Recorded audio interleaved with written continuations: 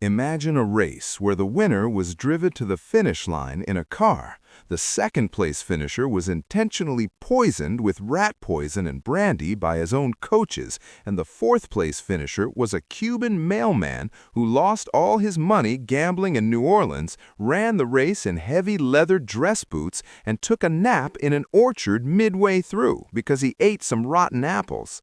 This isn't a fever dream or a fictional satire. This was the 1904 Olympic Marathon in St. Louis, the most disastrous, chaotic, and statistically impossible sporting event ever held on American soil. Part 1. The World's Fair and the Architect of Hubris. It was the year 1904. The United States was a young empire flexing its muscles. St. Louis was hosting the World's Fair, the Louisiana Purchase Exposition, a sprawling, glittering city of ivory-colored palaces built of staff, a mixture of plaster and hemp. It was a monument to human progress, featuring the first X-ray machines, the debut of the ice cream cone, and the introduction of the hot dog. But tucked within this celebration of modernity was the third Olympiad. The man in charge was James Sullivan, a sports official with a terrifyingly misguided theory. Sullivan believed in purposeful dehydration. He wanted to test the limits of human endurance by denying athletes water in the blistering 90-degree Missouri heat and 90% humidity. He provided only 2 water stops for a 24.85-mile course. He didn't just want a race, he wanted a laboratory of suffering. Part 2. The Cast of Misfits. At the starting line was a collection of men who looked less like elite athletes and more like survivors of a shipwreck. There was Felix Carvajal, a tiny Cuban mailman. Felix had raised money to come to the U.S. by running laps around the public square in Havana, Cuba. Upon arriving in New Orleans, he lost every cent in a craps game. He hitchhiked to St. Louis, arriving at the starting line in a white long-sleeved shirt, long trousers, and heavy street shoes. A fellow athlete took pity on him and used a pair of shears to cut his pants into shorts.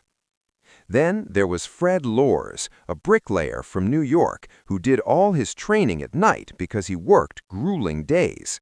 And Thomas Hicks, a professional circus clown turned long-distance runner who represented the peak of scientific coaching, which in 1904 meant something very different than it does today.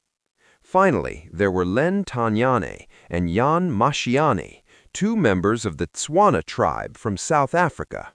They weren't even in St. Louis for the Olympics. They were part of the World's Fair's Boer War exhibit. They were invited to run the marathon on a whim, becoming the first black Africans to compete in the modern Olympics. Part 3. The Dust and the Dogs. At 3:03 p.m., the hottest part of the day, the starting gun fired. The course was a nightmare. It wasn't a paved track, it was a series of rugged, hilly dirt roads. To make matters worse, James Sullivan and the officials drove cars ahead of the runners, kicking up massive, choking clouds of limestone dust. Within the first few miles, the progress Sullivan sought turned into a massacre. William Garcia of California collapsed by the roadside. The dust had coated his throat and esophagus, tearing his stomach lining. He was found coughing up blood and nearly died of a hemorrhaged lung. Meanwhile, the South African runner Len Tanyane was having a magnificent race until a pack of feral Missouri farm dogs caught his scent. The Olympic athlete spent the next mile of his race being chased off course and into a wheat field by barking hounds. He still finished 9th. Part 4. The Man in the Car. By mile 9, Fred Lors, the New York bricklayer, was done. His legs cramped under the humidity. He waved at a passing automobile and hopped in. He sat in the passenger seat, waving at other struggling runners as he breezed past them, cooling himself in the wind. He drove 11 miles in the car until the vehicle broke down. Feeling refreshed and perhaps gripped by a mischievous spirit, Lors jumped out and ran the final few miles into the Olympic Stadium. The crowd erupted. He was the hero of the hour. Alice Roosevelt, the daughter of President Theodore Roosevelt, was about to place a gold medal around his neck when a spectator pointed a finger and shouted, "He's a fraud!" Lors laughed. He claimed it was all a joke. The officials were not amused. He was banned for life, though in another strange twist, he was reinstated a year later and won the Boston Marathon fairly. Part 5. The Alchemy of Thomas Hicks. While Lors was playing his prank, the real drama was unfolding with Thomas Hicks. At mile 20, Hicks was hallucinating. He begged his trainers for water. They refused. Instead, they decided to try a new medical technique. They gave him a dose of strychnine. Today, strychnine is known as rat poison. In 1904, in small doses, it was thought to be a stimulant. His coaches mixed it with egg whites and a heavy swig of French brandy. His face turned ash gray. His movements became mechanical. At mile 22, they gave him another dose of strychnine and more brandy. He began to believe the finish line was still 20 miles away. He was a walking corpse, kept upright only by the toxic cocktail coursing through his veins. His coaches literally carried him over the hills, his feet still moving in a running motion in the air.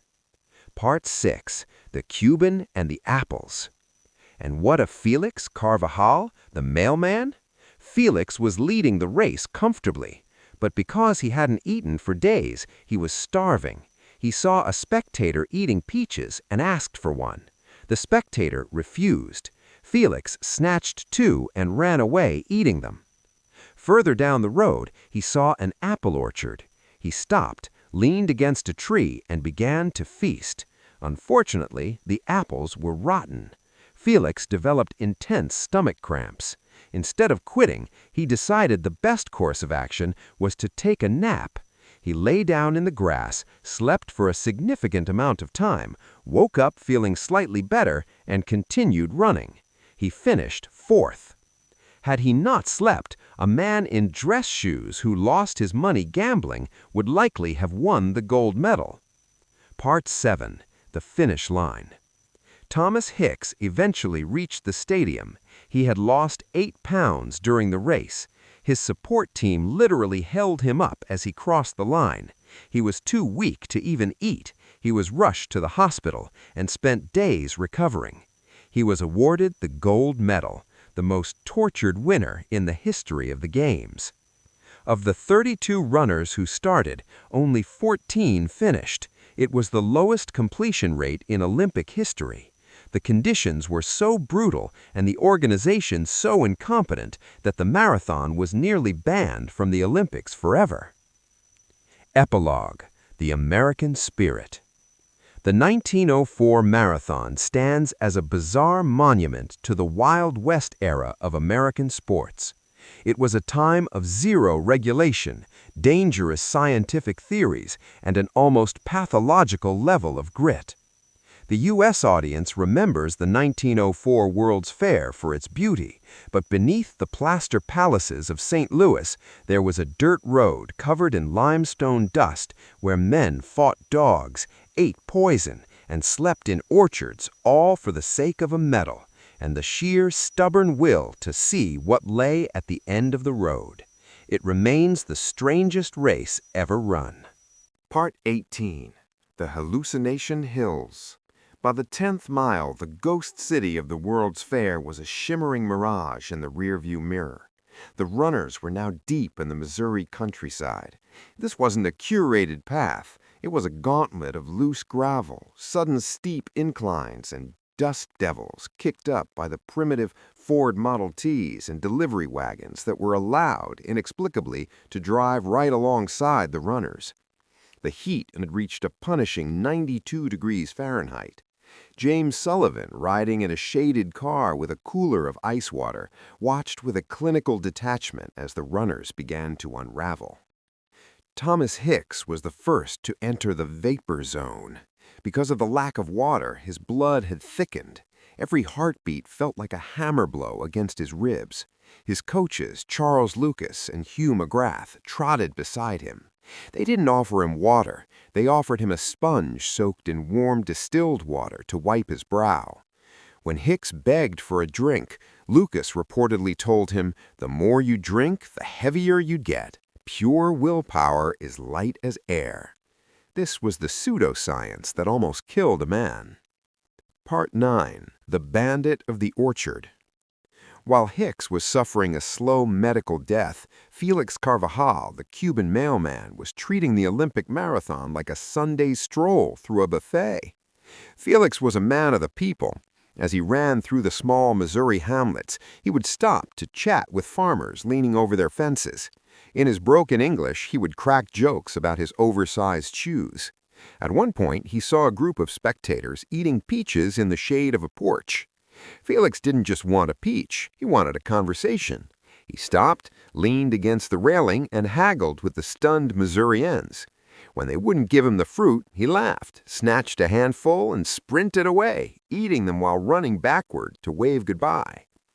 But his hunger was his undoing.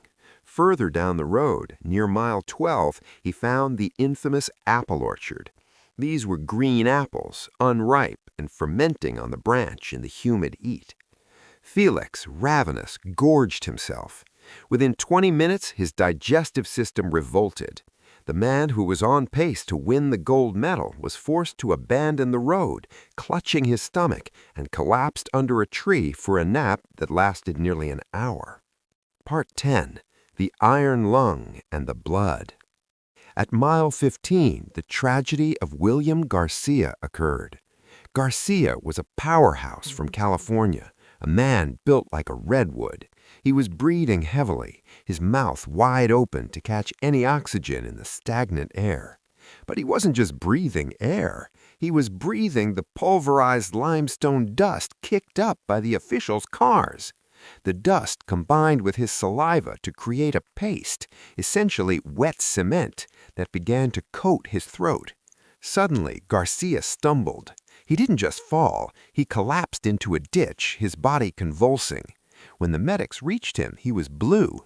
The limestone dust had worked its way into his lungs, tearing the delicate tissue and causing a massive internal hemorrhage. Had he been left in that ditch for 10 more minutes, he would have been the first Olympic casualty on U.S. soil. He was rushed away in a force-drawn ambulance, coughing up pieces of his own lung lining.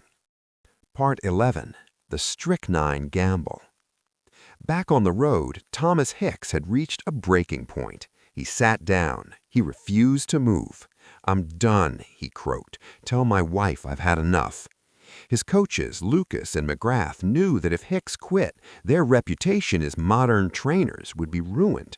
They reached into their medical bag and pulled out a small glass vial. Strychnine sulfate.